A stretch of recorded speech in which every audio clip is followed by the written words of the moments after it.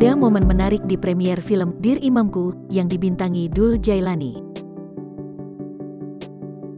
Di momen tersebutlah Ahmad Dhani dan Irwan Musri bertemu. Mereka beramah tamah. Ahmad Dhani adalah mantan suami Maya Estianty, sementara Irwan Musri adalah suami Maya saat ini. Awak media pun tertarik untuk mengabadikan momen tersebut. Sayangnya tak begitu jelas apa yang mereka bicarakan. Namun, terlihat Ahmad Dhani menebar senyum saat mengobrol. Suasana hangat terasa antara Dhani dan Irwan saat berada di CGV Grand Indonesia, Senin, tanggal 10 Mei tahun 2021. Dhani yang hadir bersama Mulan Jameela mengenalkan anak-anaknya pada Irwan Musri. Irwan Musri hadir menemani Maya Estianty yang mendukung debut Dul Jailani sebagai aktor. Sementara, Ahmad Dhani dan Mulan Jameela bertukar sapa dengan Irwan Musri.